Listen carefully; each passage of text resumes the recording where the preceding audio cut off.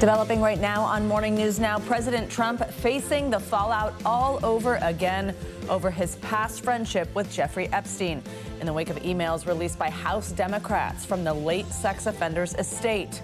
Now, Speaker Mike Johnson set to hold a vote on whether to order the release of all the files in the Epstein investigation. How many Republicans do you think may join Democrats on this? If they hear from their constituents, every one of them should. We need the American people to not stop putting the pressure on. It's only one tiny victory. You know, we can't just ride on that right now.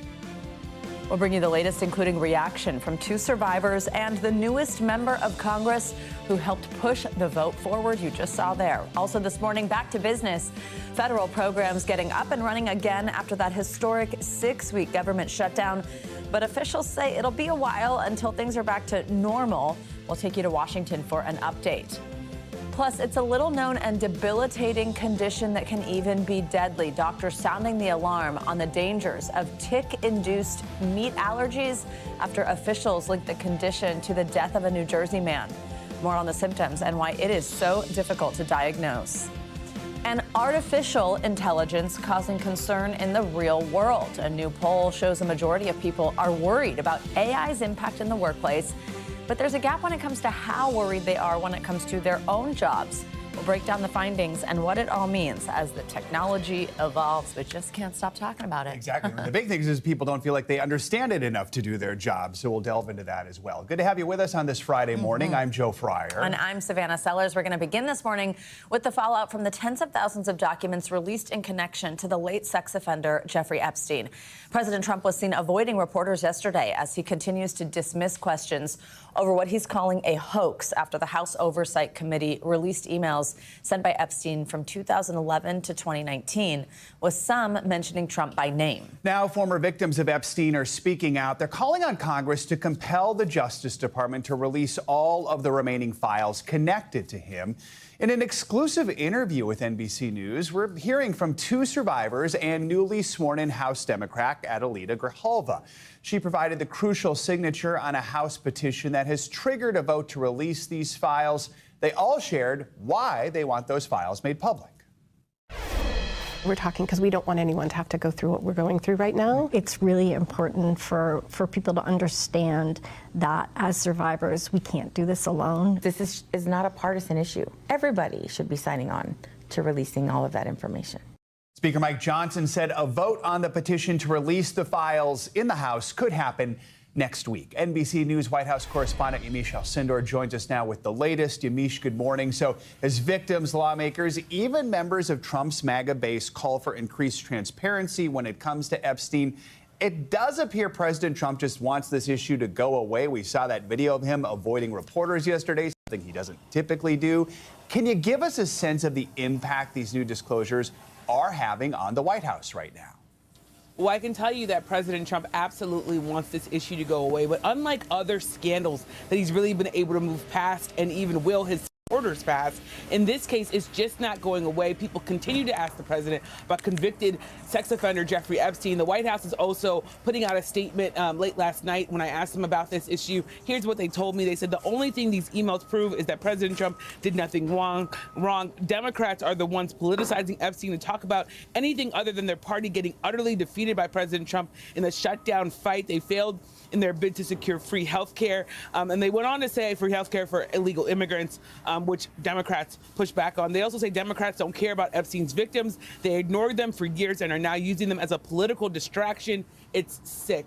So that's the White House really doubling down and playing defense here. But there's still a lot of questions that President Trump is not answering. And I think he's going to continue to get those questions until he really provides some more answers here. Yamiche, as these thousands of documents are being poured over, we're not only learning more about President Trump's connection to Epstein, but several other powerful people. What can you tell us? It's really fascinating.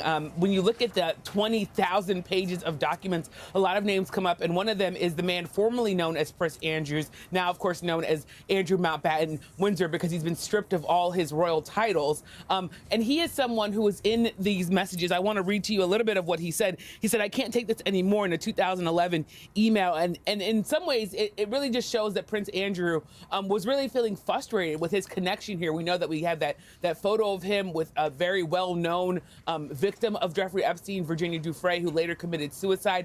He has denied, by the way, all wrongdoing here, saying that he doesn't even remember this photo, thinks it might be fake when we don't have any evidence that that photo is fake. But what we have is Prince Andrew, yet again, having to play defense. And in some ways, it underscores why he was stripped of all his titles, because maybe royal officials knew that these emails were going to really, in some ways, bring up his name yet again, since he has been really connected to Jeffrey Epstein now for decades. Yamiche, amid all this political debate, it is important to acknowledge Epstein's victims and their families. House Democrats redacted the name of one of Epstein's accusers in the emails they released, but the White House press secretary Caroline Leavitt later identified her as the woman you just mentioned, Virginia Giuffre, who, as you said, did die by suicide earlier this year.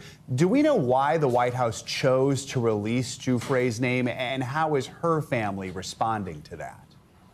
I am not sure why the White House press secretary decided to unredact Virginia Giuffre's name. One thing is, of course, that she is a well-known victim of Jeffrey Epstein, but her family is very angry at the fact that the White House decided to put her name out related to this email where Jeffrey Epstein is alleging that President Trump spent hours with her. Again, President Trump at this time has not been charged with any criminal wrongdoing. He denies any wrongdoing, but Jeffrey Epstein in an email was essentially making the case that he spent hours with this woman who used to work at Mar-a-Lago. Take a listen to what Virginia Giuffre's family had to say about this. What a disrespect to survivors. I mean, the redaction is there for a reason, so it can protect the families and the individuals. I just want to remind President Trump and the White House that survivors are not political toys. Our sister was not a political toy to use. So really, of course, a heartbreaking situation. Their sister is gone, and now they're feeling like she's really being, in some ways, re-victimized by this White House. And they're really, as you can tell, very upset about the fact that her name was unredacted by the White House press secretary, Joe Savannah. All right. Yamiche Alcindor, thank you so much. Well, things are slowly getting back to normal in Washington following the record-breaking 6-week-plus federal government shutdown. Federal employees are back at work and will soon be getting paid. But as NBC News correspondent Alice Barr explains, the pain of the shutdown continues to linger for families trying to get back on track. Good morning, Joe and Savannah. We're starting to get some more clarity about when everything that got so backed up during the shutdown will unwind, from federal worker back pay to urgently needed food assistance. As the federal government grinds back into gear after the longest ever shutdown, federal workers are getting back on the job. Been difficult. I mean, it's a lot of uncertainty. People going to work, people not going to work, whether the government's open, whether the government's not open, whether flights are going to fly on time. With back pay expected to roll out this weekend through early next week for furloughed and essential workers who haven't had a paycheck since... Oh, God, I don't know. October, the beginning of October. I want to be able to pay my bills. Major airlines say they're ready to ramp their schedules back up to normal once the FAA lifts a 6% flight reduction that's continued cancellations to ease staffing shortages and ensure there are enough air traffic controllers on the job. As the Homeland Security Secretary handed out $10,000 bonuses to TSA workers who kept coming to work without pay. For stepping up, taking on extra shifts, for showing up each and every day. Federal contractors do not get back pay. It just piles on. And even those who will have to dig out from the past 6 weeks. You've had things that have gone in the rears. You may have had to borrow against your credit cards.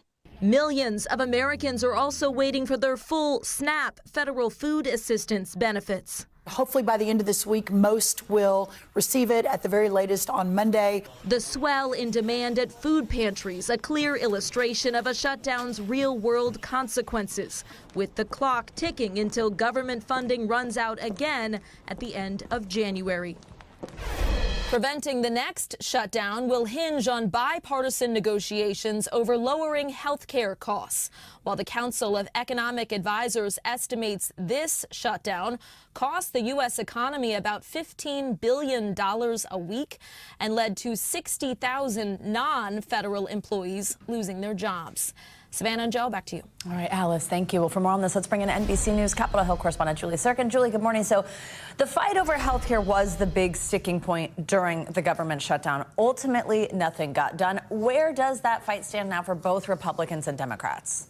Yeah, hey guys, good morning. That is the #1 question that everybody's asking right now, not just Democrats, who of course gave up in this fight, at least 8 of them in the Senate, a couple of them in the House, without any meaningful movement on these Affordable Care Act subsidies that expire this year. But also, as we laid out in our reporting just published yesterday, Republicans also want to come up with a plan, because these policies, the premiums that are going to spike, don't just affect blue states. They affect red states too, and states like Florida and Texas especially, those premiums doubling or even tripling for so many millions of Americans. So Republicans right now are toying with the idea of perhaps just giving Americans the funding directly through flexible spending accounts, those healthcare accounts that you can see that aren't taxed, that you could spend on healthcare matters. Well, they're toying around with this idea because President Trump had endorsed it. He talks about it again this week. There are competing plans in the Senate to do it. But I just want to be very clear, they are still so far away from actually putting pen to paper, writing bill text. They are in talks, I'm told, with some Democrats across the aisle, but those Democrats still just want these subsidies to be restored. Julie, let's talk about some other news that centers on who might control Congress. The Justice Department has now joined a Republican-led lawsuit. It's seeking to block California's Democratic-drawn congressional map, which voters approved just last week. California did this in response to Texas's redistricting earlier this year, giving Republicans more House seats in the Lone Star State. Walk us through this complaint that was filed in federal court and where this fight goes from here. Yeah, Joe, 64% of California voters approved this map just last week. So that is a strong showing for these new maps that were pushed by the governor, Gavin Newsom. It was a risky gamble, but all in all, now that these voters approved this map, that means that 5 solid Republican seats are now more favorable for Democrats in next year's midterms. That's huge because, as we've been talking all year long, control of the House is so razor thin right now. Johnson working with a 2-seat margin. So 5 seats would be major. That's why the Department of Justice under the Trump administration joined this Republican-led lawsuit. They say that this is purely partisan effort. They also say it's racial discrimination, and that's the argument that they're using to appeal this in the courts. It could take some time, and Gavin Newsom's spokesperson is pushing back, saying they will prevail. But as you pointed out, this only comes after Republicans use legislation, because it's allowed in Texas, to redraw those maps. In California, it required a ballot measure, so the administration is able to sue. There are lawsuits going around in other states around the country because Republicans, led by President Trump, wanted to do this in Texas, but also in other states. Indiana is one of them, among a handful of others, to try and beef up their chances of having more control over the House in 2026. Democrats feeling confident they can hang on to this in California, but we'll see what happens in the courts. Julie, before we let you go, I do want to ask you about Pennsylvania Senator John Fetterman. He was hospitalized yesterday after falling near his home. We think this was due to a flare-up of a cardiac issue. What happened and how's he doing? Yeah, it's a cardiac issue known as ventricular fibrillation. We talked to a medical expert who said this is pretty serious. And Fetterman has had a history of medical episodes over the last couple of years. You'll remember when he was campaigning for Senate back in 2022, he actually suffered from a stroke. At that time, they implanted this wearable monitor that he's had. It kind of picks up these ventricular fibrillation episodes very easily. So when he was walking outside of his home in Braddock, Pennsylvania, he fell. He released a cheeky statement speaking to the injuries he suffered on his face. He was taken to the hospital. They adjusted his medical regimen, his medication regimen, because it is a serious episode that caused him to essentially fall. I want to tell you, though, that Republicans and Democrats are wishing him well wishes. His partner senator from Pennsylvania, Dave McCormick, saying that Fetterman is strong and he will get over this too. But of course, concerning, because it is just one of the latest medical concerns that Senator Fetterman has had to deal with, including some pretty serious mental health issues, which he's been open about. Julie Sirkin, thank you very much, covering a lot for us this morning. Former FBI Director James Comey and current New York State Attorney General Letitia James are pushing to have the cases against them brought by the Justice Department dismissed. They're arguing the Trump-appointed prosecutor was improperly appointed to her role. Now, those charges were brought by acting U.S. Attorney Lindsay Halligan. James is charged with mortgage fraud connected to the purchase of a home in Virginia. Comey is accused of making a false statement and obstructing Congress during a hearing in 2020. Well, in a suburban Washington, D.C. courtroom yesterday, their lawyers argued that Halligan is acting unlawfully as a U.S. attorney, claiming both of these cases were politically charged and motivated. For some context, Halligan worked on President Trump's legal team in his classified documents case before he was elected for a second time. Then once in office, Trump appointed Halligan to be the interim U.S. attorney for the Eastern District of Virginia, even though she lacks any experience as a prosecutor. We have NBC News legal analyst Danny Cevallos here for more on this. Danny, good to have you with us. So let's talk about this appointment issue. What is it both sides are arguing here? What do the facts tell us? The government is arguing that federal law gives the Attorney General the power to appoint an interim prosecutor, a U.S. attorney, for 120 days. And that's what happened here. But that 120 days expired. Then federal law says the district court judges can continue that appointment, and that's what they did. So the government's saying that, hey, that 120 days expired. We issued a new 120 days with Lindsay Halligan, a new interim U.S. attorney. The defendants are arguing, no, that's an incorrect interpretation of the statute, because that would result in an absurd situation where an attorney general could just continually appoint 120-day appointments forever and bypass the requirement of Senate confirmation, all the other requirements we have for U.S. attorneys. So that is the issue being debated now at the court. Did the judge seem to be leaning one way or another? And when do we find out about this? This is just my opinion based on the length of the hearing, which was not very long, and just what was reported about how the judge reacted to the government's argument, and the fact that government appears to concede that this was at least a paperwork error. When you read between the lines as a litigator, that's the kind of thing you say when you're making a concession without making a concession. Judge, well, it's a paperwork error. It's a technicality. Let's just move forward anyway. That's the kind of thing that signals to me that the judge may be leaning towards the defense, which could have very dramatic effects. Yeah, let me ask you about those dramatic effects. That's, if Halligan, that's what I call I tossed it right to you. It's like we planned that or something. If Halligan is removed, I mean, what does that mean for both of the cases against Comey and James? We know some other prosecutors aren't necessarily eager to tackle these cases. Well, the defense is arguing that if Lindsay Halligan wasn't properly appointed, you might as well have had Joe Fryer present to the grand jury as a civilian. And I'm not being glib, really. If she is a civilian effectively, then that indictment, they're arguing, has no legal effect.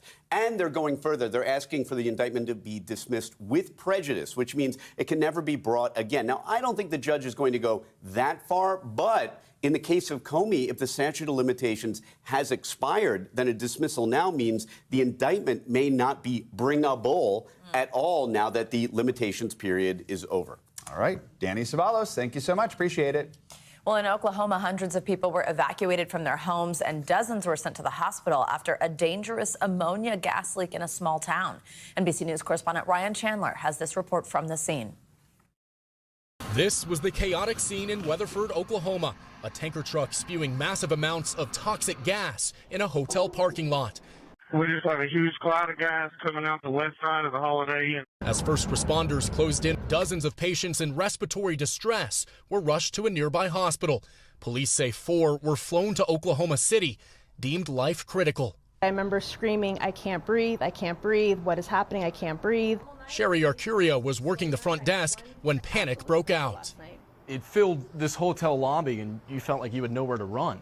Yeah, like I didn't physically see any smoke at that time. I've seen pictures since, and it was like this giant, like a low flow cloud system it kind of looked like, that just covered the entire base of the entire hotel. Emergency crews in gas masks went door to door, telling hundreds of local residents to evacuate as the plume spread to nearby communities, including 3 senior living facilities. There was people choking. I mean, I was choking. You know, every breath was like a survival gas. This morning, I feel like I've aged, and I've probably smoked about 17 packs of cigs. Anhydrous ammonia, used for farm fertilizer, has a suffocating odor and can be deadly, causing respiratory distress, burning skin and eyes. It's attacking your lungs, the moisture in your lungs, and so it's very, very dangerous. Local authorities announced the concentration in the air had reduced to acceptable levels, lifting the evacuation order. Officials urging residents to open doors and windows to air out their homes. All right, our thanks to Ryan Chandler for that report. Now for a check on our morning News Now weather with flood watches and lots of rain on the way for the West Coast this weekend. Angie Lassman joins us with the latest. Angie, good morning. Hi, guys. Good morning to you. Happy Friday. Unfortunately for folks on the West Coast, they're going to have to deal with a whole lot of unsettled weather over an extended period. It starts today for a lot of folks across Southern California. You can see up into the Sierra Nevada mountain range as well, and stretching back into parts of Las Vegas. The southern half of really Nevada is going to see some of that additional rainfall. So no surprise that we are waking up to 23 million people under these flood alerts. There's flood watches across much of Southern California, including LA, Santa Barbara, and down to the border for San Diego. We're going to see plenty of rain in addition to what we've already received across this region over the next couple of days. Today, the focus is on Southern California. We'll see those gusty winds stretching from the coast all the way to the mountains as well. And then as we get into tomorrow, much of that rain will lift farther to the north. But unfortunately, even parts of Los Angeles are going to still be dealing with the heavy rain, and that stretches down to San Diego as well. So while we're seeing more of California and Nevada pick up some of that additional rain, still Southern California in and out of the heavy rain. That means that the flooding is going to be a very real threat here over the next couple of days, specifically across those burn scar areas, those really vulnerable spots that we oftentimes see flood first and see the flash flooding occurring pretty rapidly across. That's going to be something we'll watch today and tomorrow. By Sunday, all over California, we'll still be looking at kind of some scattered showers, Nevada in that as well. And I wouldn't be surprised if we see some of this snow and wind disrupt any travel across the Sierra Range. This is going to be something that lasts through the weekend, does leave us with the difficulty on the roadways. But again, that air travel could be difficult in places like Reno as well. Los Angeles to Santa Barbara dealing with that moderate risk of flash flooding today, but stretching a little farther north and east as well. And as we get into tomorrow, we'll still see really that same region, Santa Barbara, Los Angeles, Irvine, under that moderate risk. We're most concerned for the flooding there. I wouldn't be surprised if we see some evacuations going on. Again, we know how vulnerable that area is. By the time this is all said and done through Sunday, maybe 3, 4, upwards of 5 inches in some spots. You can see those higher amounts closer to the coast and in those areas that we are looking at that moderate flood, flash flood risk today and tomorrow. And then when it comes to the snowfall, we'll pick up a good amount in some spots across the Sierra Nevada, up to 2 feet in some locations. So, of course, Mammoth Lakes, Lake Tahoe, those locations, folks will be happy when it comes to snow sports, but definitely going to leave us with some difficulty when it comes to travel across this region once again as we get through the weekend, guys. So busy for our friends out west. Big story this weekend. Yeah, all right? For sure. Thank you, Chris. More to come here on Morning News Now. Later this hour, cutting costs. Another major company reportedly slashing thousands of jobs. What we're learning about what would be Verizon's biggest layoffs ever. First, though, developing news on the war in Ukraine, Russia unleashing a new round of deadly airstrikes on Kyiv. The latest is next. Stay with us. We are back with a deadly new escalation in the war between Russia and Ukraine. Ukrainian officials say 4 people were killed and dozens were injured after Russia carried out an overnight drone and missile barrage on the capital, Kyiv. Russia says the strikes were in response to Ukrainian attacks on its territory. NBC News International correspondent Raf Sanchez joins us with more on this. Raf, good morning. So Ukraine's Air Force says that they shot down most of these missiles and drones, but give us a scale of this attack. What kind of impact did it have on Kyiv? Hey guys, good morning. Yeah, so this was a massive attack on the Ukrainian capital, and it followed a pattern that's become pretty familiar by now.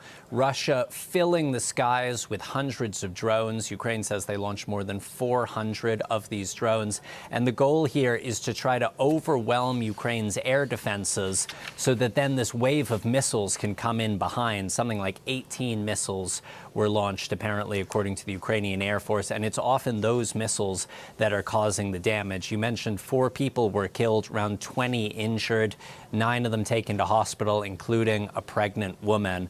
President Zelensky, Ukraine's leader, saying that this was deliberately aimed at civilian infrastructure. From what we can tell, there definitely was a lot of damage to civilian apartment buildings. And authorities in Kyiv are saying that water and power are out in some areas. And it is possible that there may be more people still under the rubble this morning, rescuers trying to get to them. Raf, the Russians say they also shot down hundreds of Ukrainian drones, but some did make it through. There's an eyewitness video showing an explosion at a Russian port city near an oil depot. What more can you tell us about that and just the impact that Russia seems to be seeing on its own soil?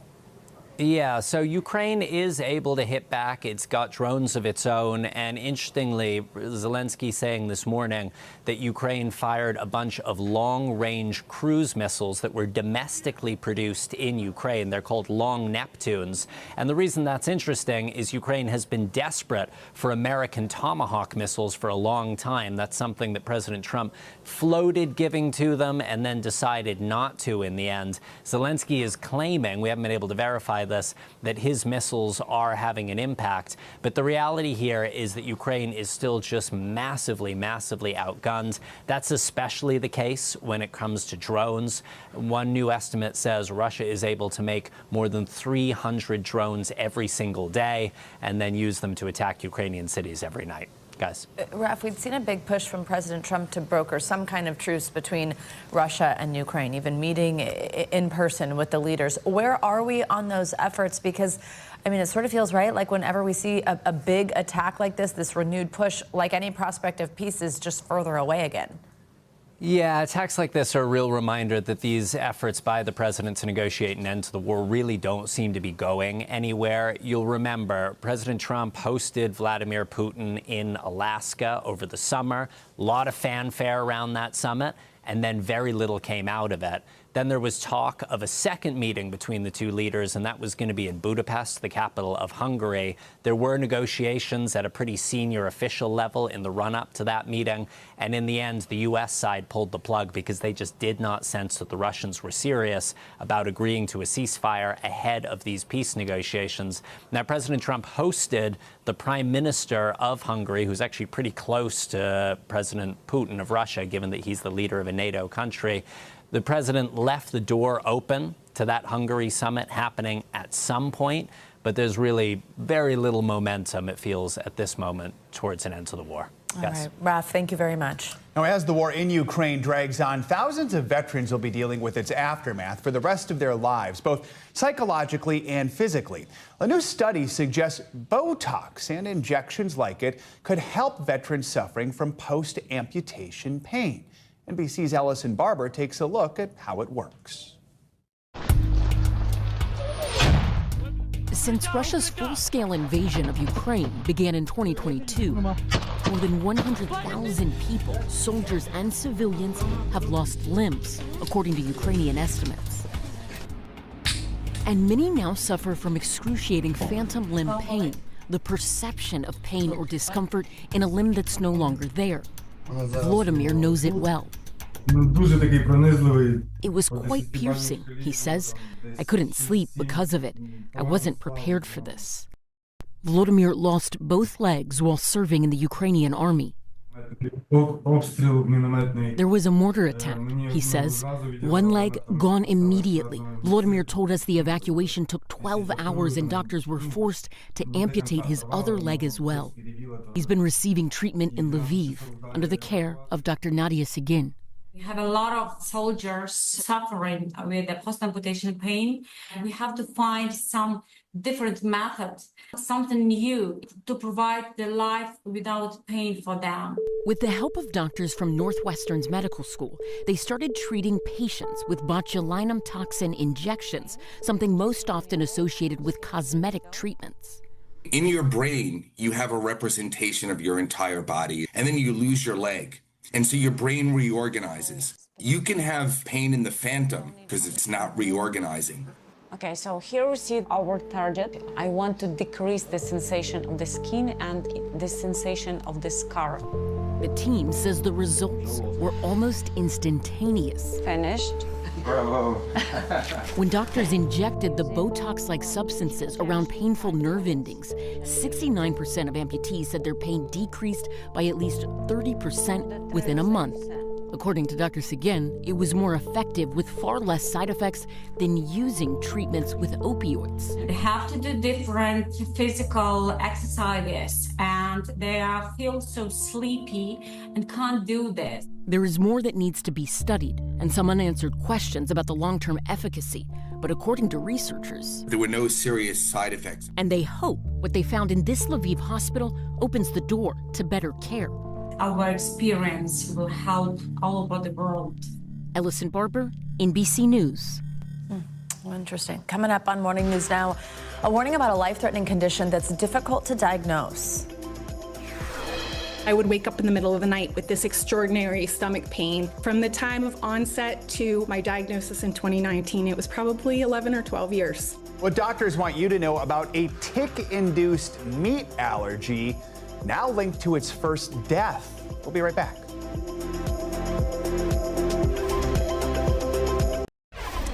We're back with a health warning. Doctors are confirming the first reported death in the U.S. from a meat allergy that's brought on by tick bites. Researchers say it's linked to a syndrome that's difficult to diagnose.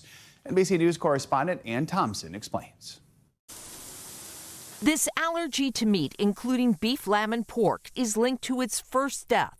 A 47-year-old New Jersey man ate a burger in 2024 and died 4 hours later. 2 weeks earlier, he got sick after eating a steak. It really illustrates the need for education, because when he had the very severe episode of abdominal pain, they had no sense that that could be anaphylaxis. University of Virginia's Dr. Thomas Platts Mills identified the death and the allergy behind it. It's called alpha-gal syndrome. It usually starts with a bite from a Lone Star tick that sensitizes a person's immune system to a sugar molecule found in the meat of mammals called alpha-gal. Reactions can include hives, nausea, and life-threatening anaphylaxis. Debbie Nickel lives with alpha-gal. I would wake up in the middle of the night with this extraordinary stomach pain. One of 450,000 Americans with the tick-induced meat allergy. From the time of onset to my diagnosis in 2019, it was probably 11 or 12 years. And your doctor even went so far as to remove your gallbladder? That's correct. Alpha-gal is managed with diet, avoiding meat as well as dairy and lard from those sources, and ticks. I still go out and hike. I still eat really, really well, even if it means I don't consume beef or pork or dairy. It's a challenging lifestyle, but there are ways to find joy.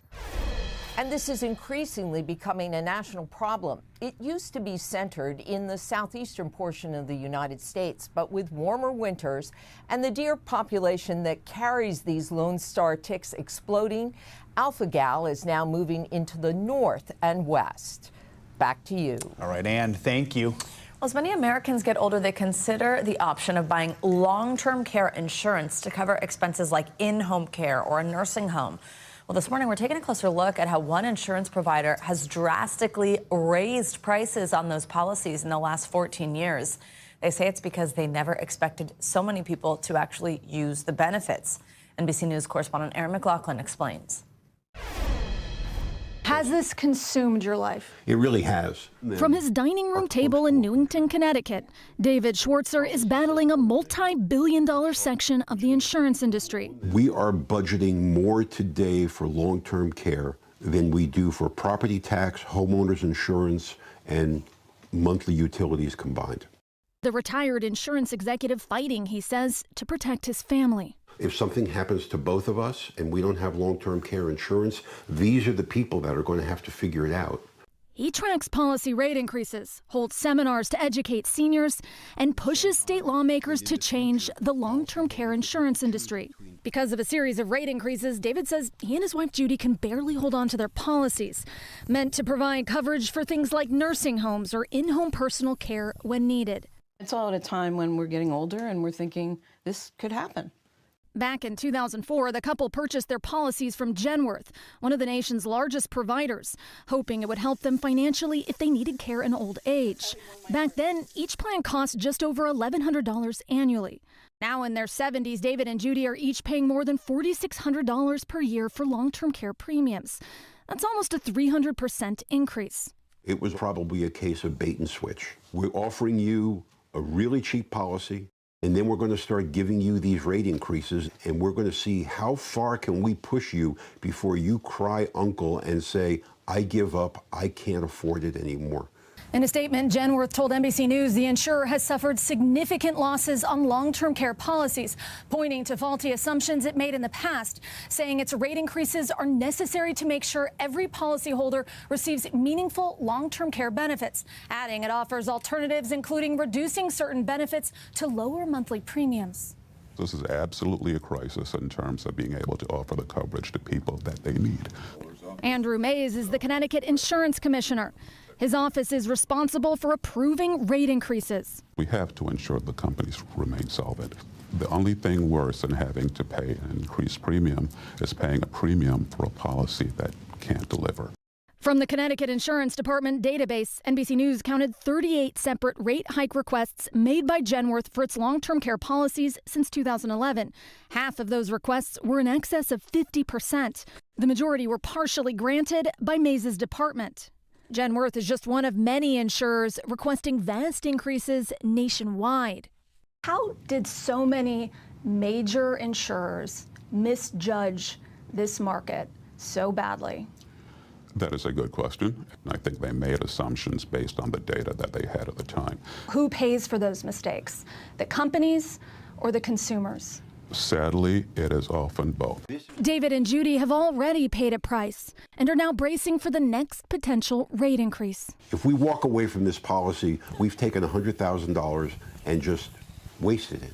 Erin McLaughlin, NBC News. Right, coming up, a technological threat. More people say they're worried about the role of AI when it comes to the workplace. When we come back, the new poll that shows a shift in attitude as the technology advances. You're watching Morning News Now. Back with a look at a new study that revealed some concerning gaps in attitudes among workers and their attitude toward artificial intelligence. So in the U.S., 72% of people said they were worried about AI reducing the number of jobs across the economy. But less than half of them were concerned that it would affect their personal job security. The study surveyed more than 4,000 people across the U.S., the United Kingdom, India, and Brazil. Researchers noted that the responses mirrored people's attitudes in previous economic transitions, like think the dot-com boom of the early 2000s. Here to break down more of this data from the report is NBC News AI reporter Jared Perlow. Good to have you with us. So the study was just published yesterday. Researchers said it also revealed many workers felt they lacked necessary AI skills. Specifically, 14% of adults in the U.S. think they have adequate skills. So what do people think are their biggest weaknesses when it comes to AI? Yeah, absolutely. So there's a very exciting new study that came out from a partnership of YouGov, which is a very well-renowned and resource polling organization, and Udemy, which is like an online skills training platform. And what they found were people were most often missing or felt that they were missing, 41% thought they were missing specific skills. So like understanding how to use specific AI tools. So again, not to get into the weeds too much because it depends a lot on your specific job, but you know, if you're a software engineer, that might be using an AI-assisted software agent like Cursor, or if you're a lawyer, using something like Harvey. So you know, these are very like industry-specific tools that help you do your job better with AI assistance. So that's where people thought, you know, they were most unsure about what was going on, how to actually use them. And then the second part there was kind of like what I classify into more of like a context or kind of general awareness bucket, which is like, once I've identified what specific tools I should actually be using, how do I merge them into my existing work, right? Because it's not like you just flip some AI switch and suddenly, you know, we're all, you know, functioning in a new economy. It's like figuring out how to integrate these tools into the existing workflow. So it was between 37 and 38% of people, of respondents, Americans in the study sample, said that they just weren't really sure how to, you know, adapt those AI tools into what they were already doing. What I thought was interesting is kind of almost like this form of denial, it seems, in what I mentioned a moment ago, that there's this outsized number of people that think it will impact jobs, but not their own. What do you think that's about, and what else was interesting to you? Yeah, so this disconnect between thinking that the rise of AI will have kind of economy-wide impacts, I think it was 72% of Americans thought that, versus only 47% of people thought they would affect their own job. I think that's fascinating. And, you know, we've kind of seen this before in prior technological transitions, I think, as you said, you know, potentially at the rise of the internet, people can kind of see, you know, there's this huge wave coming. Like, and, you know, obviously I'm here talking with you guys on TV, like the AI hype cycle is in full swing. So people are talking about this all the time. So people have this general awareness that AI is coming, but they don't really, you know, understand exactly how it might affect them in their own jobs. You know, maybe that's some sort of, you know, personal bias of thinking, you know, well, like I do something different. You know, I'm a journalist. You know, AI can never touch me. Not replaceable. Exactly. But I mean, there probably will be some sort of aspect that spills over into all of our lives, and this might come down to what researchers call kind of the awareness action gap, which is when people realize there's some bigger phenomenon coming on or coming, you know, towards us, but we're not really sure how to act. So you say like, yeah, that'd be great, but then, you know, there's so many more things we have to focus on in the short term. There's so many. The researchers ask in the study, they're like, would you rather spend your time learning how to, perform AI tasks and learn new skills, or would you rather, do chores around the house, or continue kind of your everyday productivity tasks? And everybody says, it's just a lot easier to focus on what you know now. Right. And I talked with one economist who said, this is not surprising. When people don't really know how the AI boom is going to shape out, it's not too surprising. It shouldn't be too shocking that people don't know where to spend their time, where to focus their efforts on reskilling. Because frankly, it's going to affect so many different industries in so many different ways. If you're a voice actor, if you're an Uber or Lyft driver, that's going to affect you a lot more than, if you're working in heavy machinery, for example. So folks might be burying their head in the sand here, but the bottom line is we know businesses are using it more. Last week, 88% of companies, this report last week, say they use AI in at least one business function. So rather than burying your head in the sand or doing those chores, what can people do to just better prepare themselves for this? Yeah, so I talked with one of the study authors, and she recommended what she calls an AI skills audit. And, things are changing all the time. So I think the thing I would ask people to take away is, constantly reevaluate. But the skills audit is basically, looking today looking at what AI can do compared to what you have to do in your job, and understand, where there is overlap and what jobs or what specific skills might be more robust to kind of AI transition, and then embracing AI, where that overlap does exist. Jared, thank you so much. This was absolutely fascinating to get to talk to you about, and just such an interesting topic that we're going to all keep talking about. Thank you. All right, time now for our Money Minute. Let's get you some Wall Street headlines. Verizon is reportedly gearing up for some landmark job cuts. NBC's Emily Lorsch joins us with our Money News. Emily, good morning. Hey, good morning, Joe and Savannah. Verizon is making its biggest workforce reduction, cutting at least 15,000 positions, according to multiple reports. The telecom giant reportedly looking to slash costs and stay competitive in a crowded wireless and home internet market. The company is also converting 200 stores into franchises, reports say, moving employees off its payroll. And Jeff Bezos' rocket company Blue Origin just scored a major win, nailing the landing of its New Glenn rocket booster on its second try. The successful touchdown marks the first time any company besides SpaceX has landed an orbital-class rocket. Experts say it positions New Glenn to challenge SpaceX's near monopoly in medium and heavy lift missions. The launch also hit its main goal, deploying Escapade, a NASA mission headed to Mars. Finally, YouTube star Mr. Beast is bringing his viral videos to life in Saudi Arabia. Jimmy Donaldson, a.k.a. Mr. Beast, launched Beastland this week, a theme park inspired by his videos where visitors face endurance challenges for cash prizes. The park is part of Saudi Arabia's push to become a global entertainment hub, even as the country faces criticism for human rights abuses. The capital, Riyadh, is almost constantly buzzing, though, guys, with events from boxing to music parties and sports competitions, so there is a lot going on there as well.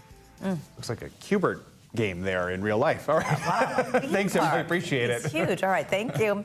Well, a farm in California is planning, or in this case, planting, to grow fire-resistant seeds that could help with the state's wildfire problem. Conservationists from Hedgegrow Farms are using native plants to reduce the spread of fire rather than inflame it. NBC News correspondent Steve Patterson has the details. The looming question in California, how to tame the flames to be less catastrophic. The answer might come from nature itself. One of the things that we realize is that our native ecosystems are some of the best ways to protect our communities from wildfires. Julia Michaels is the restoration ecologist at Hedgerow Farms outside Sacramento, where they collect seeds to grow the fire-resilient grasses that covered California before the humans moved in.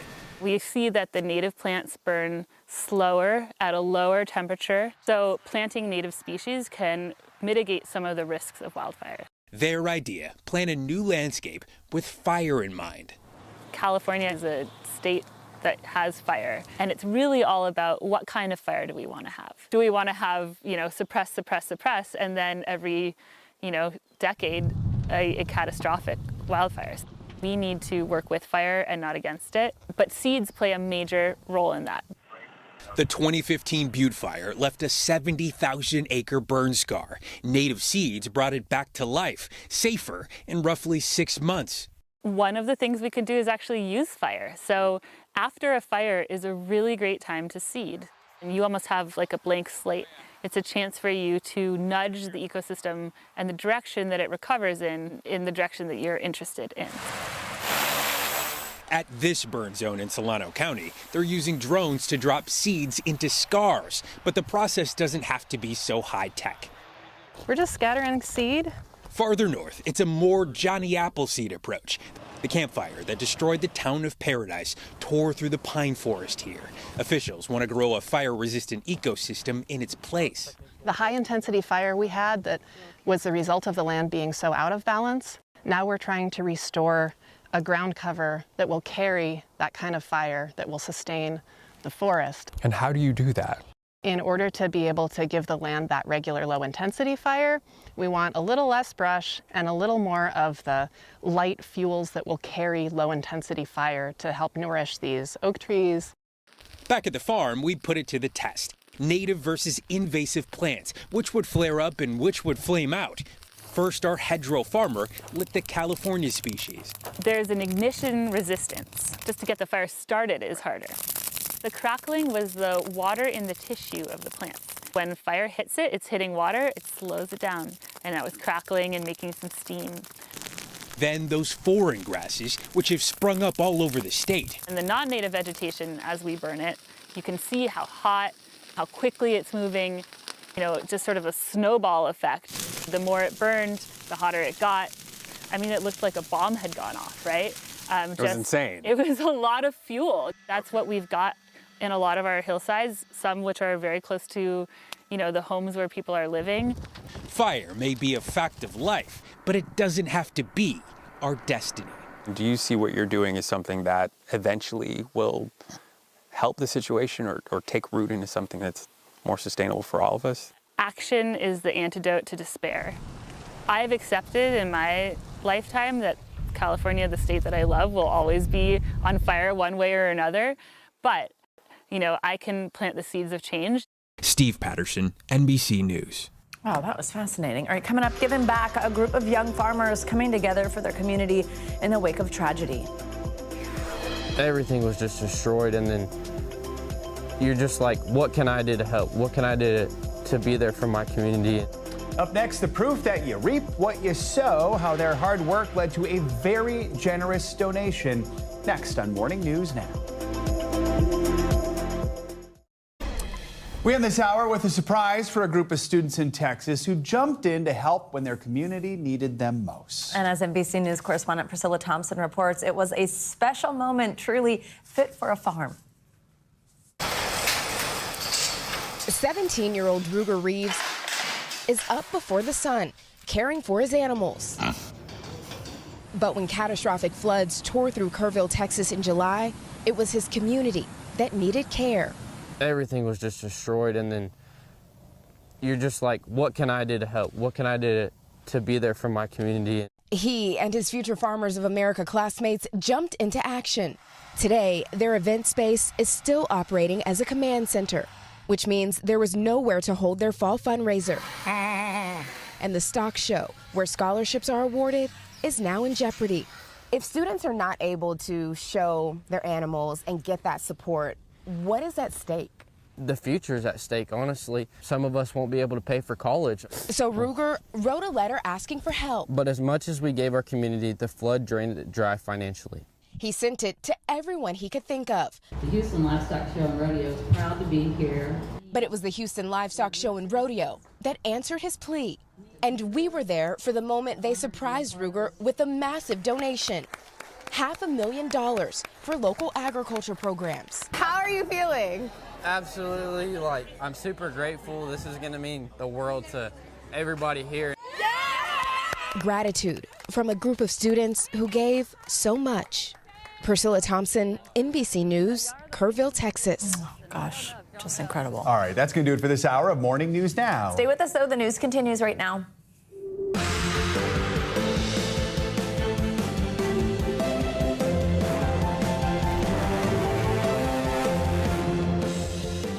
Good morning. Let's start with the good news. It's Friday. I'm Savannah Sellers. I'm Joe Fryer. Right now on Morning News Now, the deafening calls for transparency over who knew what about Jeffrey Epstein. Well, President Trump dodges questions on this latest document drop.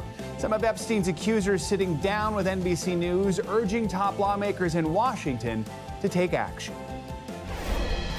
as survivors, we can't do this alone. We need our allies to do in order for us to be able to do this work.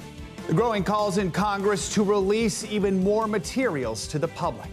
Also this morning, back in business, the lights on Capitol Hill are back on after the longest government shutdown in American history. But officials are still scrambling to give federal workers their paychecks after weeks without a steady income. More on those efforts and when travelers could finally see smoother skies at busy airports. Plus, worries on Wall Street after stocks clocked their worst day in more than a month. What's behind this latest sell-off and the budding foreclosure crisis rattling real estate markets in several states, why some investors are seeing red in America's broader economy. And later in the hour, we're digging into a new iPhone update. Millions of travelers can now ditch their physical IDs at airports for something a little more digital. But how is Apple keeping users safe from hackers? And could the tech eventually expand to all forms of ID? We're going to dig into those details. Before you know it, you'll just need your phone and nothing else wherever you go. Let's begin this hour with new details surfacing from the thousands of documents released in connection to Jeffrey Epstein. And President Trump is continuing to dodge questions on his relationship with the late sex offender after his name appeared in several emails sent by Epstein from 2011 to 2019. And these messages were released by the House Oversight Committee on Wednesday. And this morning, some of Epstein's accusers are joining the push by lawmakers to make even more of the investigation into Epstein public. We need the American people to not stop putting the pressure on. We can't stop putting the pressure because it's only one tiny victory. You know, we can't just ride on that right now. NBC News Chief White House correspondent Peter Alexander joins us with the very latest. Hi, Peter. Good morning. Good morning. Nice to see both of you. So as you've been reporting, the calls are now getting much louder for the release of all of these FBI files as they relate to Jeffrey Epstein here. And we are now getting a better look at many more of them that were released as part of that document drop you detailed, 20,000 plus pages of documents. There was one 2017 email in which Epstein refers to Donald Trump as being dangerous. And it comes, as we're now hearing, from one of the family members of one of the president's Epstein's biggest accusers who are speaking out. Listen. This morning, the Jeffrey Epstein fallout is growing after the release of tens of thousands of documents from the late sex offender's estate. Now a push for more transparency, including from some in the president's own party. I don't think this is going to go away, and as a moral principle, I think they ought to release the records. President Trump, for the second straight day, ignoring questions about their friendship. Shortly after the materials were released on Wednesday, the president, who's never been accused of any wrongdoing linked to Epstein, dismissed it as a hoax. Now, for the first time since the House Oversight Committee made the documents public, we're hearing from the family of Virginia Roberts Giuffre, one of Epstein's most vocal accusers, who died by suicide this year. The White House revealing Giuffre was the victim whose name had been redacted in a newly released email, in which Epstein claims she spent hours at his home with Mr. Trump. Giuffre's brother, Sky Roberts, speaking to NBC's Hallie Jackson about her name being revealed. I just want to remind President Trump and the White House that survivors are not political toys. Giuffre never accused the president of wrongdoing, and in her posthumous memoir said Mr. Trump couldn't have been friendlier. The new documents also show the depth of Epstein and Trump's bitter falling out. In this 2018 exchange, Epstein suggesting he had potentially damaging information on the president, writing, "It's wild because I'm the one able to take him down."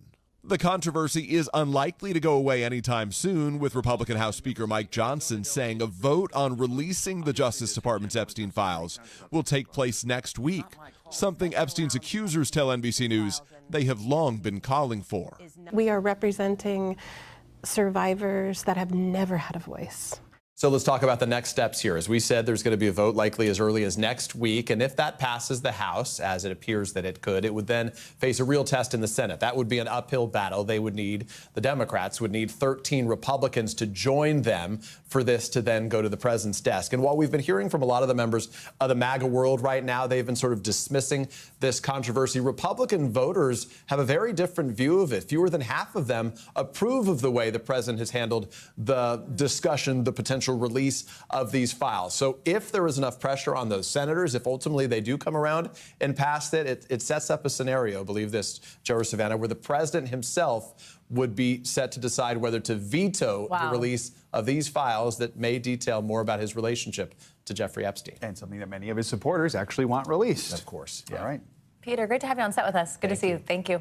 It is a slow return to normal following the longest federal government shutdown in history. Employees are back at work, with many of them still waiting to get those first paychecks in more than 6 weeks.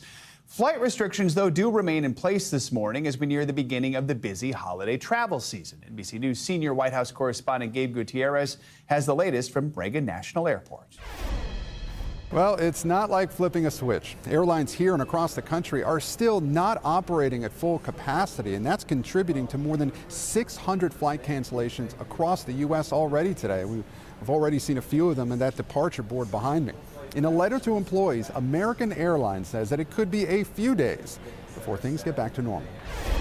This morning, the federal government is roaring back, slowly. But while the shutdown may be over, frustration at the nation's airports is not. 3 a.m. wake up. Flight's already delayed 2 hours. You get to the airport, TSA line is an hour and a half. The FAA is still forcing airlines to slash 6% of flights ahead of the Thanksgiving rush. More than 1,000 were canceled Thursday alone.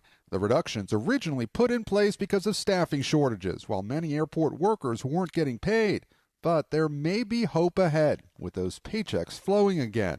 But as for the TSA employees who've been working without pay, Thank you from the American people. Homeland Security Secretary Kristi Noem handing out $10,000 bonus checks to some of them. Federal workers are coming back across the government, including some 670,000 who were furloughed. Great to be able to get back into the swing of things and really return to the work I love doing. Right now, the Trump administration is racing to give out back pay for some federal agencies as early as tomorrow, others by early next week. There really has been an aggressive effort to get people to get their checks as soon as possible.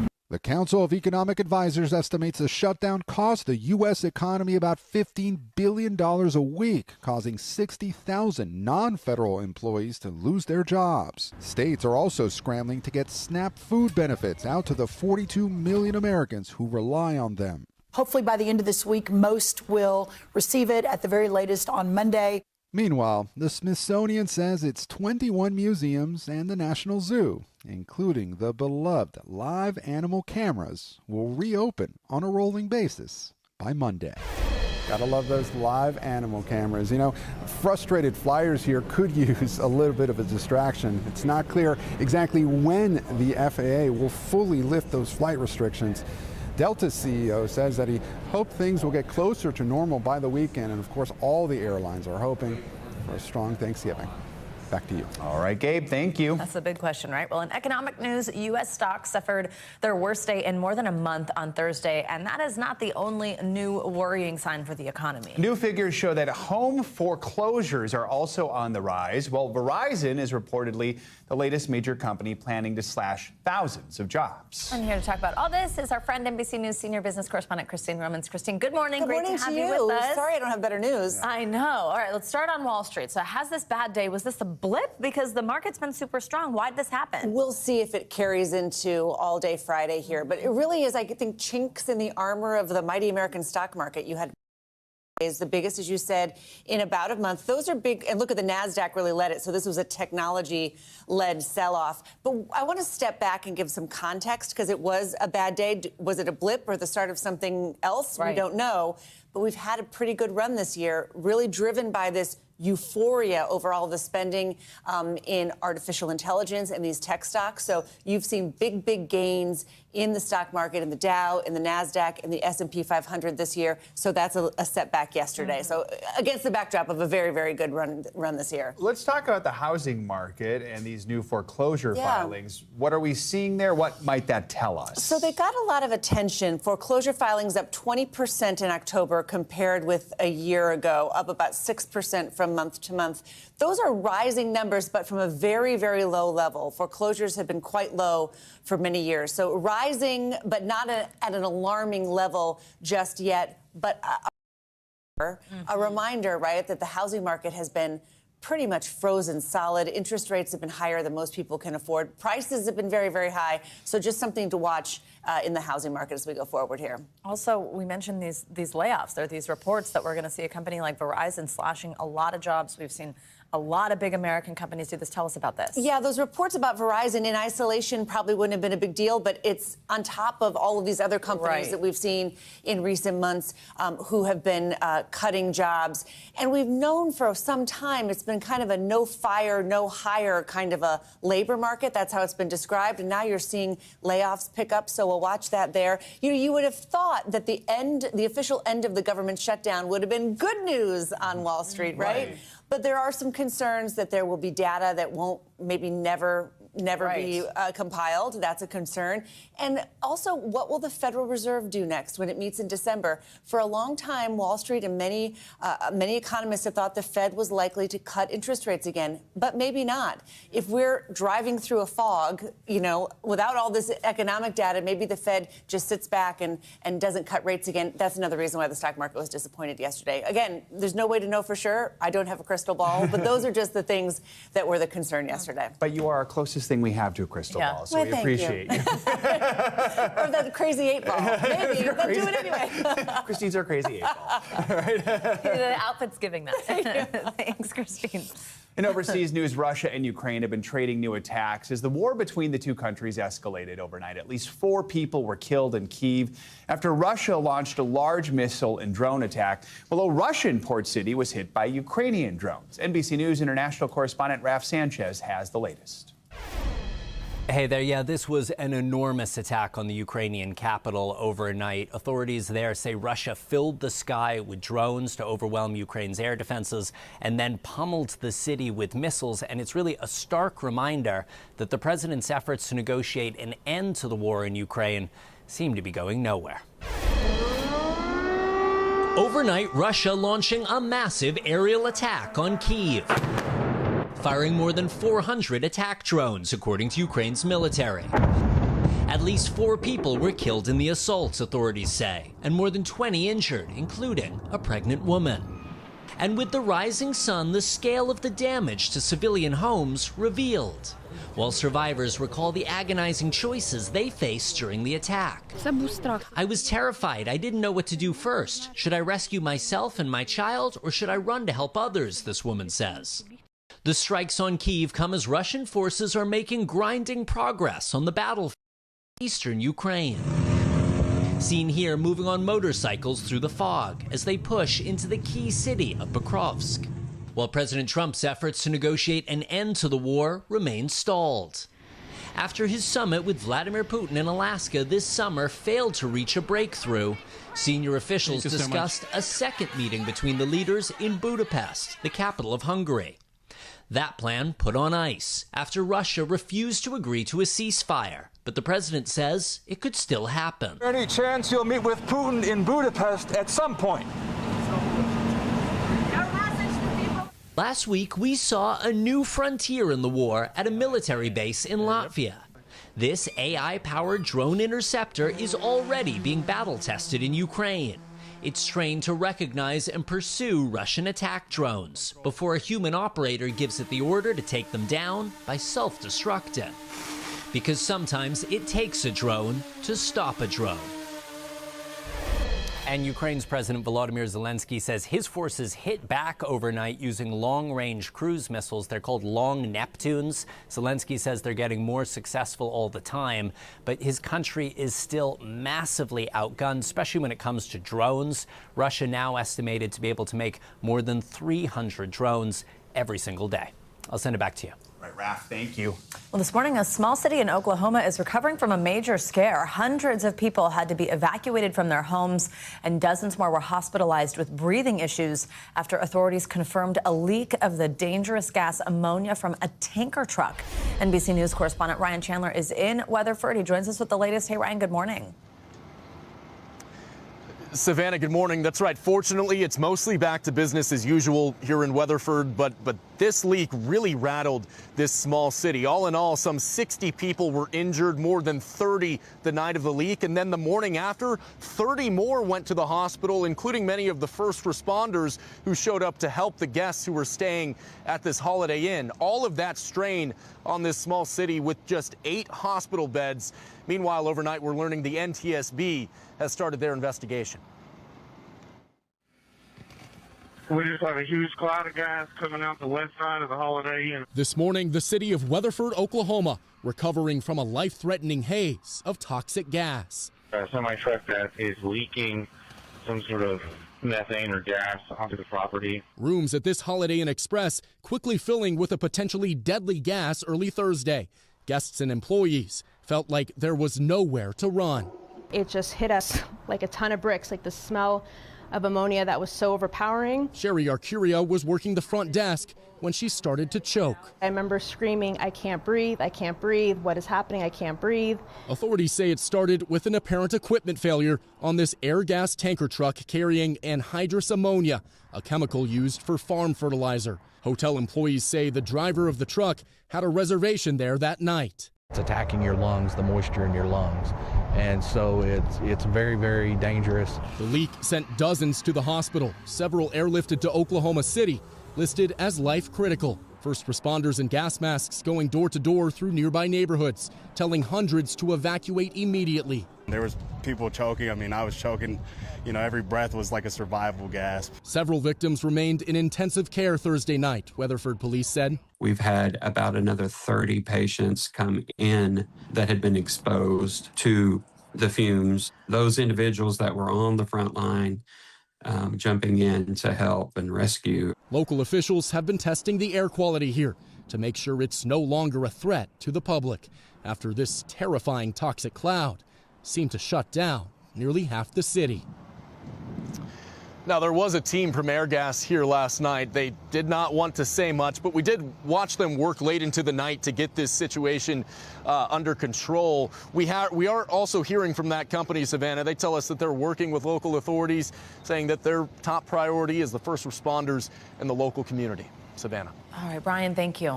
Record heat is hitting parts of the country this morning, triggering fire risk in some areas. Andrew Lastman's back in studio with our Morning News Now weather. Hey, Andrew, good morning. Hi, guys. Good morning to you. A bit of a weather whiplash for some here. And when we compare to what we were dealing with in the beginning of the week to now, we've got a good chunk of the country that is going to see record warmth, not just today, but for the next couple of days potentially. And many of these locations are going to see highs as high as 35 degrees above where we should be. So you can see all of the areas that are in red, and then you take a look at those areas that could see potential record highs, and there are dozens of them. More than 3 dozen locations could see potential record highs as we get through the next couple of days.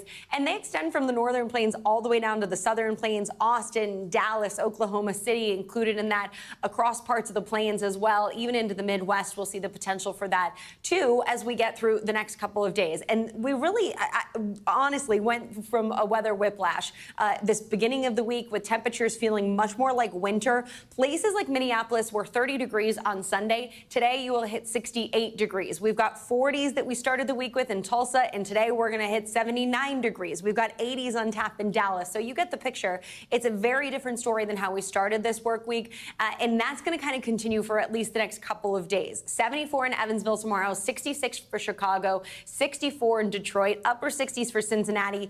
Across the South, we'll see temperatures into the 70s for places like Memphis and Nashville. And of course, what goes up must come down. We've got to see those temperatures kind of moderate out, but we're actually going to see a very quick change. So some highs by the time we get to Sunday will have anywhere from a 10 to 20 degree temperature difference. So we go to 50 degrees for your high in Chicago on Sunday. That's 16 degrees cooler than Saturday. We've got 40s in Buffalo, 50s in Pittsburgh, 57 degrees in Lexington. So we really just can't make our mind up for where our temperatures will be. So I say keep the layers handy, I guess. Otherwise, out west, we've got a whole lot of rain that we're gearing up for. And this could be a concerning situation for folks across Southern California. 23 million people in a flood watch right now. We've got Santa Barbara down to San Diego included in that, and interior areas of SoCal as well. A lot of that rain is going to be focused across Southern California today, along with the gusty winds as well. But by tomorrow, much of that works farther north. We'll see the really heavy rain kind of gear up into the overnight hours and into tomorrow morning. And we could see potentially some concerning situations, swift water rescue, some flash flooding concerns. I wouldn't be surprised if we see some difficulty when it comes to travel, guys. And we could see in the metro area alone for LA 3 to 5 inches. That, of course, really difficult for that region to handle. The burn scar areas and just the general, how it operates when you have a lot of rain. It's going to be something to watch for sure over the next couple of days. California doesn't like a small shower, exactly. So this will be a lot of rain. Yeah, something to watch for sure. Thank you. Of course. Well, the Mega Millions jackpot has climbed to $965 million after there were no winners in Tuesday's drawing. It's the largest jackpot since, April, when the lottery made some changes to the game, including an increase in the ticket price. The next drawing tonight, 11 p.m. Eastern. NBC News correspondent Emily Aketa, she's getting ready to buy her winning ticket at Stu Leonard's in Clifton, New Jersey. Emily, good morning. Nearly $1 billion here. Put that in context. How many times has the Mega Millions prize passed that 10-figure mark? Well, it's only eclipsed that billion-dollar mark 7 times before, with that jackpot being won in all different states, including one time in New Jersey just last year. And here at Stu Leonard's, they say on days like this, they see demand for lottery tickets double. And it's plain to see why, because, again, we're talking about nearly $1 billion. Take a look at this. This is the next drawing here, Friday night at 11 p.m. But it's not just $1 and a dream anymore. Even the prices of lottery tickets, Mega Millions tickets have gone up. Now we got to pay $5. But look who's going to help me out. We've got my lucky milk carton that I've deemed my good luck charm. Also, my buddy Gavin. I'm going to get 1 Mega Millions ticket, please, Gavin. This is the lucky ticket, right? Yeah, Gavin swears by it, okay? And it's not just about matching all of the numbers. It's not just all about the jackpot. Actually, on Tuesday alone with the Mega Millions, there were more than 800,000 winning tickets with prizes between $10 to up to $5 million. But just like in real estate, it's all about location, location, location in terms of how much money you get to take home. Take a look at this. There are 8 states that actually don't tax lottery winnings, which, depending on the size of the prize, it could end up saving you tens of millions of dollars, guys. That's interesting. I never realized that, even though I've actually lived in some of those states and didn't have to pay income tax. So that's fascinating. So, Emily, when that ticket you have in your hand there is the winner, what did experts tell you should do next? Okay, so as we always say, you want to sign and secure the ticket. And here's why. Because the New York Lottery right now is actually asking Mega Millions players from last December to check their tickets, because right now there is a winning ticket worth $1 million that has not been claimed. It will expire next month if not claimed. So, guys, this is me going on the record, showing my ticket next to my face so I can confirm that I'm going to win and bring home this jackpot, okay? And now everyone's going to steal your numbers, and then you're going to have to share the jackpot with all the people out there who've seen your numbers. That's such a good point.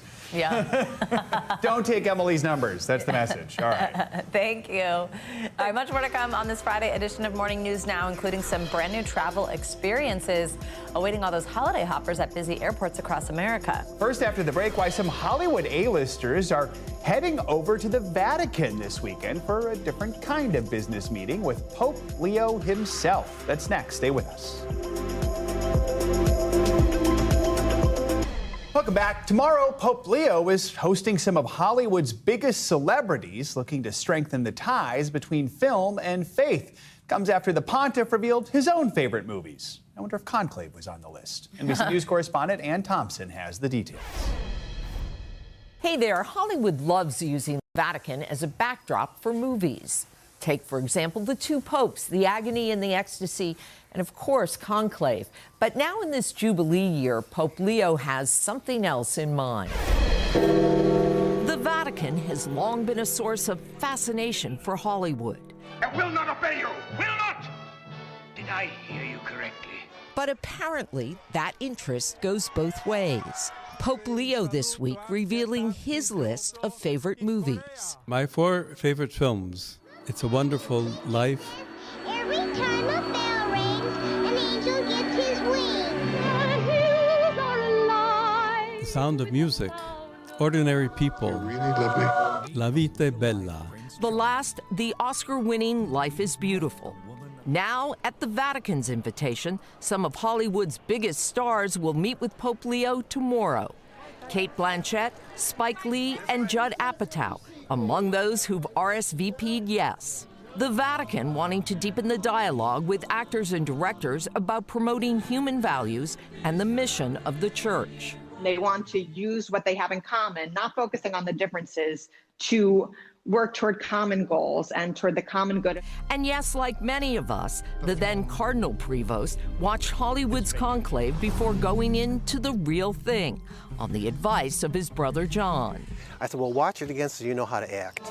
A citizen of the world in 6 months as Pope, Leo has shown some uniquely American qualities. From the Pope-mobile jumping in to cheer his beloved Chicago White Sox, and razzing the rival Cubs after they were eliminated from the baseball playoffs.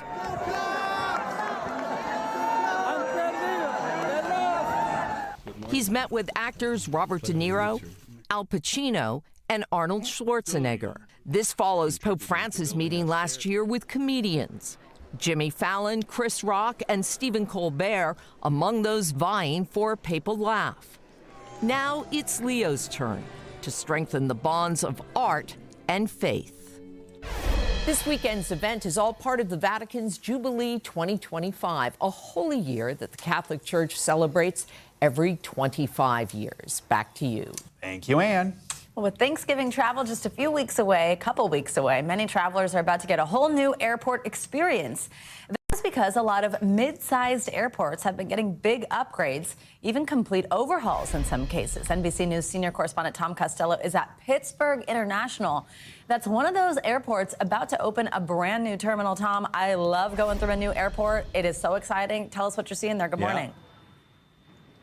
So we are just down the road from Mr. Rogers' neighborhood, and take a look at this big, beautiful, brand new terminal here at Pittsburgh. They open for first time next week, so we're giving you the exclusive behind-the-scenes tour. You know, the airport is usually your first and your last impression of a city, right? For tourists who come in, for business people who come in to do business, listen, if you're coming in to look at colleges for your kids. And so now Pittsburgh, like a lot of mid-sized cities, has decided they've got to put their best foot forward. It's a massive transformation for a city in renaissance, and one of many airports undergoing more than just a facelift. This is a big makeover. It's huge. It's a really big makeover. Pittsburgh International fell on hard times when U.S. Airways closed its hub here 20 years ago. Passenger volume dropped 60%. Almost feels a little nostalgic at times, you know. I remember coming here as a kid and it hasn't changed a bit. With low ceilings and TSA lines that extend all the way to the parking garage, the old terminal feels very 1980s. Fast forward to 2025. Here's the new terminal, 30% bigger, much higher ceilings, natural lighting, more public parking, and a new public face for Pittsburgh. A $2 billion investment meant to reflect Pittsburgh's transformation from steel to medicine and high tech. 12 new TSA checkpoints with the latest technology, curb-to-gate passenger travel time cut in half, and a new 3-mile baggage system down from the old 8-mile journey. What's the message to the world now when they come into this airport? The message is this is Pittsburgh, and everything that's in this community you can get a sense of here. It's happening nationwide as mid-sized airports upgrade, renovate, and reinvent in Columbus, Louisville, Raleigh, Kansas City, and Portland. In San Diego, they're replacing Terminal 1. It was designed 60 years ago for 2.5 million passengers per year. Last year, 10 million passengers came through. It was dark, it was cramped. In our new terminal, the 19 gates with more concessions, more room, more check lines so that people can get through the checkpoints faster, we offer a much more pleasant experience. So a lot of last-minute tweaks. Yeah, it's all about refinement now. So International consultant Daniel Bryan overseeing the final checklist at Pittsburgh. What we're really trying to do is really understand how can we amplify or finesse our passenger experience at that point? So yeah, we stress test, we push things, and we learn what our systems can and can't do. Yeah, he doesn't sound like a Pittsburgher, does he? You know what this is all about? It's about going point to point for these mid-sized airports. This is not a hub anymore, right? U.S. Airways pulled out, and their volume dropped from 20 million flights a year down to 8 million. That really hurts. They've grown it back up to 10 million, but now they're betting that as they build out this beautiful new airport, more airline flights will come in, taking people from point to point, giving people who live here or want to come here many more options. Guys, back to you. All right, very cool. Tom, thank you so much. Coming up, a hidden consequence of those controversial and often aggressive ICE operations. Now we're going to look at the mental toll the raids are taking on the millions of kids who currently live with someone who's undocumented. That is next. Back with a closer look at how ICE raids are impacting young people. The American Immigration Council says around 6 million kids share a home with someone who's undocumented. NBC News Daily anchor Zincle Esamwa reports on how more experts are sounding the alarm on the potential trauma immigration raids are causing young people. There's a baby in the bag. These are some of the images from President Donald Trump's immigration crackdown in America. We are getting treated like animals because people judge us by the color of our skin. And a reality experts now say may be impacting the youngest in our nation. Families and children and adolescents are reporting this severe amount of stress and depression, anxiety, as well as economic devastation, right? Because some families are not even going out to work. Dr. Lisa Fortuna is a professor at the University of California, Riverside, and the lead psychiatrist behind a recent report that finds U.S. immigration policy is causing a public health emergency for children and families. It's really becoming sort of ongoing anxiety, stress reactions, depression, problems sleeping, problems eating, problems attending at school. The concern that they might be separated from their families. If they have mixed status families, we're having children that are experiencing nightmares, panic attacks around the idea that this might happen to their family. The report's findings also reflected in firsthand accounts. This mother of a man detained by Immigration and Customs Enforcement agents on November 4th, telling our NBC station in Los Angeles. My son was taken by masked men, scared, heavily armed ICE agents, while my granddaughter remained strapped in her car seat in the back of the vehicle. Witnesses and the family of the man say agents then took the car with the child inside. We didn't know what happened to her while she was in their care, and they wouldn't give us information about when my son would be released or where he was. The Department of Homeland Security telling NBC News in a statement in part, during the operation, a U.S. citizen exited his vehicle wielding a hammer and threw rocks at law enforcement while he had a child in his car. He was arrested for assault, and adding he has an active warrant for property damage. In Fitchburg, Massachusetts, video verified by NBC News appears to show a man having a seizure while holding his young daughter in an encounter with ICE. DHS has reshared the video on X, stating the man pretended to have a medical emergency during the arrest, but, quote, displayed absolutely no signs of medical concerns just moments later. One student in Hillsboro, Oregon, speaking out about the impact of ICE actions in his community in his now viral testimony. I'm tired of telling my mom and dad every day after school that, have you seen the new video of ICE pulling someone over? Again. According to the nonpartisan think tank, the Migration Policy Institute, there are an average of nearly 50,000 people in ICE detention daily in 2025. What might the generational impacts of some of this current moment have or look like? Yeah, I mean, the current moment can have significant generational impact. Once a child develops anxiety disorder, depression, that type of fear in community, it can really become something that's a prolonged depression or anxiety. One of the most important things that we can do right now is to make sure that the systems of care, be it healthcare, schools, community-based organizations, provide a place of support and safety for children. A fight over immigration that could impact generations. Zincle Esamwa, NBC News. Coming up, one more wallet mainstay making its way to your phone. When Morning News Now returns, we're going to tap into the pros and cons of having your physical ID right in your Apple Wallet. But where exactly can you use it? More importantly, is the new update safe? That's next. Stay with us. Back with the new iPhone feature that will allow people to use a digital form of identification at hundreds of airports across the U.S. It was part of Apple's most recent update. The new digital ID requires some information from your passport, and it can be used instead of a real ID for domestic travel. Passengers will still need their physical passport for international travel. For more on this, we are joined by editor-at-large at Tech Radar, Lance Ulanoff. Lance, good to have you with us as always. So tell us, how does this digital ID work, and where exactly can folks use it? Well, it's pretty easy. It works. I actually scanned in my passport this morning. It was a piece of cake. There's just a few steps that you have to go through, and then it's on your phone and in your wallet. Your Apple Wallet has a bunch of things. It has the Apple credit card. It has in 11 states across the U.S. It has the digital driver's license, and now it has this digital ID. And you can use it, of course, in the airport, but not in place of your passport. You can't cross a border. You can't go international travel, but you can identify yourself at the airport. You can identify yourself in some stores, and you will eventually be able to use it as identification for online services and apps, as an age identification, which is actually one of the things that people really want to be able to do: quickly tap their phone and be able to say, I am in fact this age. As someone who doesn't have a real ID yet and is carrying their passport around everywhere, I'm really into this, but I'm sure people are wondering, maybe they're excited about it. Is there a security risk at all? I don't think so. So this is actually stored locally. It is not passed to the cloud. It is not passed to Apple, and it's fully encrypted. So it's only on your phone. No one else can see it, and they can't access it. It's only going to be, pulled up if you open up your wallet, if you tap a special reader. That's it. So I actually think it's a pretty secure way of having it. Yes, it's a great substitute right now for real ID if you don't have that. Of course, you showed us your passport there. Who doesn't love to actually get their passport stamped? So I feel like I would continue to use it. I already put it in. There you go. Anyway, but I mean, this is not meant to replace your passport, right?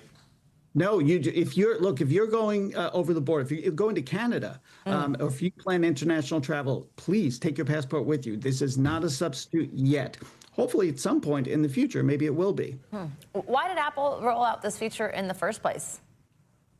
Well, first of all, they love to put as many services on the iPhone as humanly possible. They know, they understand that we carry a couple of things with us all the time. We carry our physical wallet usually. We always carry our phone. If you've lost your phone, you're in a state of panic. So they understand that this is a central location for all of your information, your health information, your ID information. So they want to put it on there. And of course, it makes the phone that much more important to you. Do we have an idea of what they want to shove in that digital wallet next? Well, they'd like you to shove more of your money that they'll take for their service. But I'm not sure. All right, Lance Ulanoff, good to have you with us. Thank you so much. Thank you. Well, let's stay on some business headlines. We've got some good news for your retirement savings this morning. Good news, yay. NBC's Emily Lorsch joins us with those details and some other Wall Street news. Emily, good morning. Hey, Joe and Savannah, good morning. Some big changes coming for retirement savers. The IRS is raising 401k contribution limits for 2026. Starting next year, employees can defer up to $24,500 into workplace plans, up $1,000 from this year. Catch-up contributions for those 50 and older will rise $500 to $8,000. Experts say most Americans still don't max out their retirement accounts, with only 14% reaching the limit in 2024. And Airbnb is bringing groceries to your doorstep even before you check in. Starting January 5th, Airbnb is piloting a kitchen stocking program with Instacart in Phoenix, Orlando, and Los Angeles. Guests can pre-order groceries, and hosts will earn $25 per order, plus a $100 bonus for the first order. This follows Airbnb's services rollout, which includes meals, massages, and fitness sessions, with the goal of adding more than $1 billion in annual revenue. Finally, there is no bad blood, but Taylor Swift is closing the book on the Eras Tour, giving fans a behind-the-scenes look at how it came together all too well in a new Disney Plus docuseries. We're now out of the woods with the 6-episode series, The End of an Era, premiering its first 2 episodes on December 12th.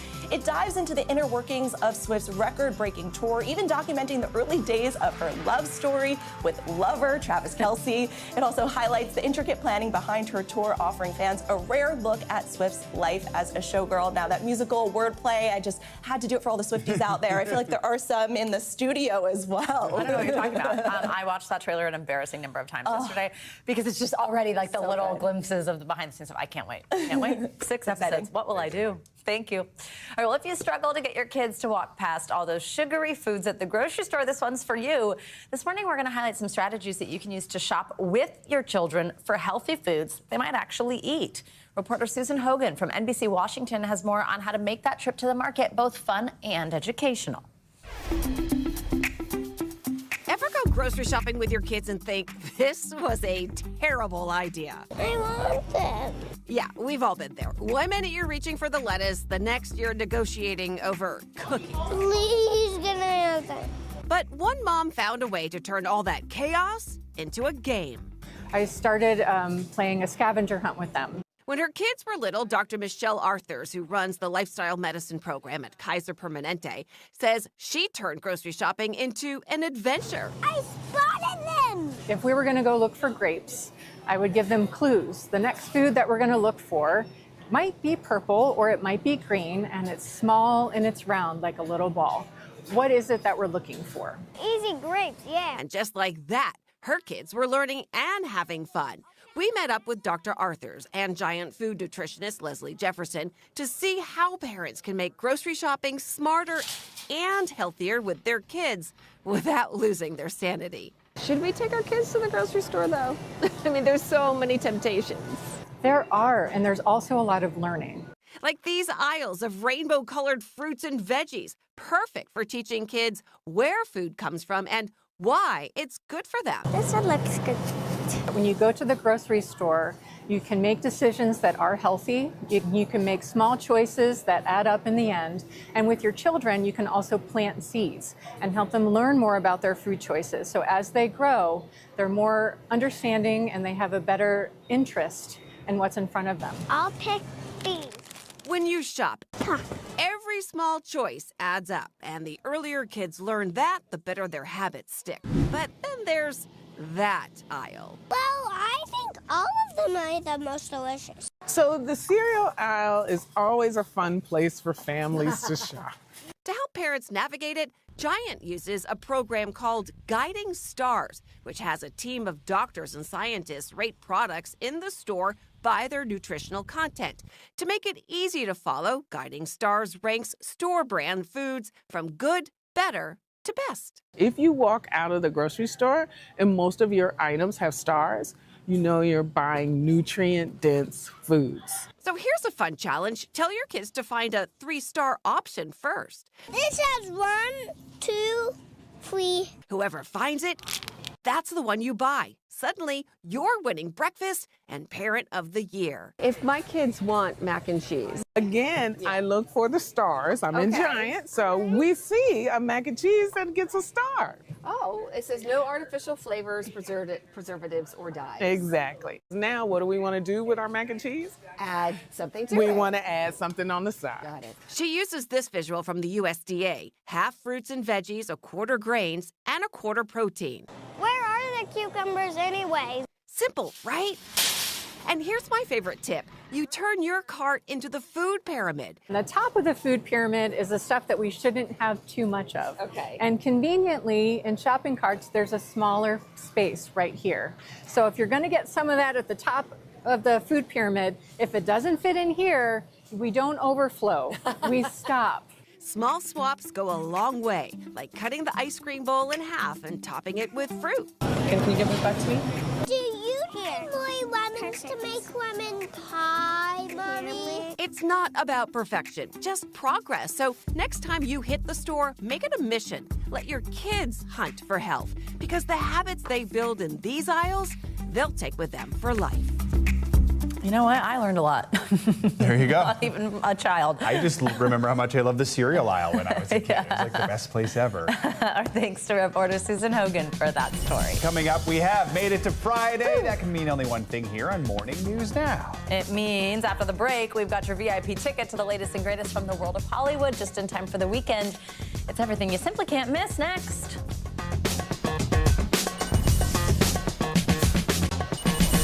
Finally, this hour, it is Friday, which means that it is time for your weekly can't miss list. A look at all the movies and shows you need to see this weekend. And joining us this week for the first time is entertainment reporter Rachel Smith. Rachel, good morning and welcome. Thank you so much for having me, all. Big fans of your work. Oh, so stop. Delighted Keep to going, sit just with kidding. you. Chat about all this entertainment. There's so much content to take in. Yeah, right okay, now. we were just talking about a bunch of it in the break. This one I'm super excited about, and I don't know that much about yet. The Running Man, a Stephen King thriller. It's got Glenn Powell. I mean, need I say more? It's got action, comedy, and Glenn Powell, and the man is literally on a movie run right now and literally on the run in this film. It is based on a Stephen King thriller about reality show contestants trying to survive being hunted by professional killers for $1 billion payday. Now, Glenn's character finds himself in the contest basically to try to find a way to win this money prize so he can save his sick daughter. The film also has a dynamic supporting cast in Coleman Domingo, William H. Macy, and Josh Brolin. And also, fun little side note for you,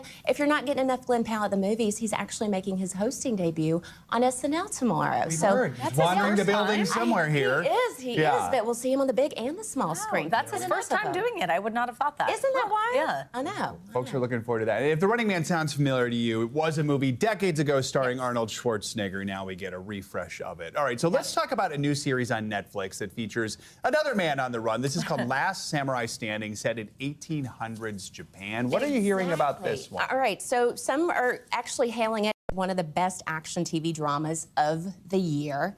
Insane, right? And when you think of The Last Samurai Standing, the premise kind of sounds similar to that of Running Man, but like you said, it's taking place in late 19th century Japan. So I'm thinking Shogun meets Squid Games, but a period piece as well. The series is based on the novel and Japanese comics by Shogo Imamura. It's beautifully shot, as you can see right there, and it's got a massive, massive cast, and it's led by Junichi Okada. So all 6 episodes are streaming right now on Netflix. This one is getting rave reviews. Wow, awesome. Okay, also people are excited about the next Now You See Me. I mean, and they're setting us up for another one because we got some newcomers in the cast. Okay, We've got there you Ariana go. Greenblatt, Justice Smith, and Dominic Sessa, but we're also bringing back the OGs. I mean, you got to Jesse Eisenberg, Woody Harrelson, Isla Fisher, Dave Franco, Lizzie Kaplan, and Morgan Freeman. I'm just name dropping here left and right. But now we're seeing the Horseman Illusionist reuniting for this high stakes diamond heist that they've got going on. Nothing could go wrong there, right? But this is the 3rd film in the franchise after it kicked off its run in 2013. The first 2 films grossed nearly $700 million worldwide. So they have high hopes for this film. They already have a 4th film in development. But of course, you know, the Illusionists are going to have to battle it against Glenn Powell in the run. They're going to be duking it out, y'all. All right. If you're a fan of European dramas, we've got a Belfast-based police drama called Blue Lights, which is back for season 3. Forbes actually called it the best cop show on TV. The cast was just here in New York. We asked them why they think the show has gotten so popular. Take a listen. If you have something that's authentic and unapologetic, it does travel, and that is universal, and it's so character driven, and it's about the people behind the uniform, and I think that's what resonates with people. Yeah, without a doubt. I mean, authenticity is there. They also have a dynamic ensemble cast. The acting is A+ as well. Getting that kind of score, those kind of reviews from viewers and critics alike, well done, and a BAFTA as well. But the series follows rookie police officers on the front lines in Belfast. I mean, it entails all the danger and the drama of being on those front lines. And it might sound like a typical cop drama, but it is anything but with the dynamic acting in this cast. And episode 1 of season 3 is streaming now. If you don't have BritBox, you can also find it on Apple TV and Prime Video. Awesome. All right, another cop show from overseas. This one's called The Asset. Tell us about this. Getting a lot of buzz, even though it's a Danish language show, right? Yes, but you also can have the the English. Dubbed version on Netflix. So this one's on Netflix as well. I love a crime drama.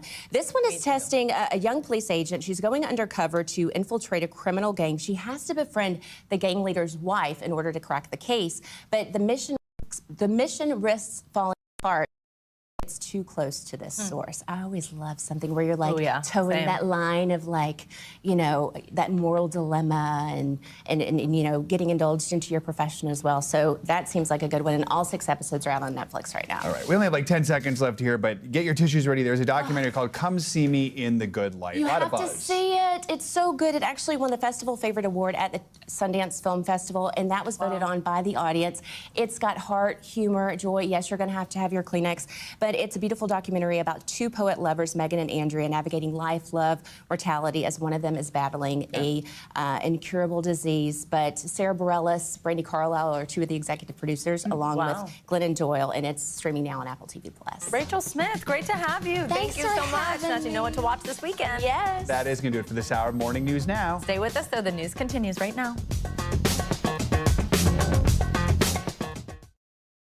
We thank you for watching, and remember, stay updated on breaking news and top stories on the NBC News app or watch live on our YouTube channel.